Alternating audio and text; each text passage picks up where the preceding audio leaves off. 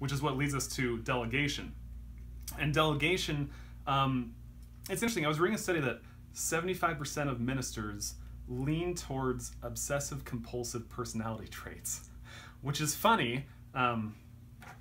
Is there something that, I'm sorry. Which is funny because there seems to be a sense in which that is like an awful cocktail, because you combine that with this sort of, I am doing the Lord's work, or I'm God's man, or I have to do God's work, that they can become very domineering and sort of feel like everything is up to them when really it's up to God. Rob Ketterling talked a lot about how he felt like super pastor because he wanted to be with everyone for everything, praying for everybody, all of these different things. And that he had to come to the realization that do I want to be known for being a good pastor, or do I want people to be taken care of? And if it's people getting taken care of, then I need to help spread this out. I just need to make sure people are being taken care of, and not necessarily that I'm the one specifically doing it.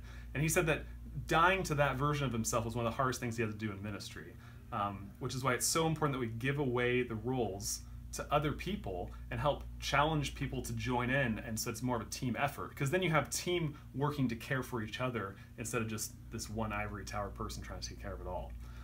Finally, I guess, that's why a lot of the administrative stuff, a lot of pastors aren't necessarily good at administration, and you want to find people with that administrative gifting who are like, I love to make these phone calls and put all this money stuff together and figure out all the numbers and add things together. You want people like that to help support you.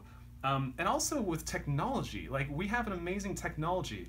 You're hearing from me from Grants Pass right now in the middle of the freaking kids room. It's great. And we have amazing technology, and yet a lot of pastors seem to they're almost afraid to tap into it. But we have great programs like Planning Center Online is specifically for churches to help organize systems and people and schedules and volunteers.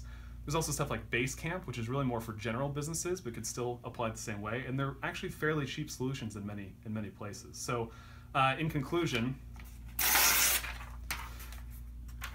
you want to be a healthier person.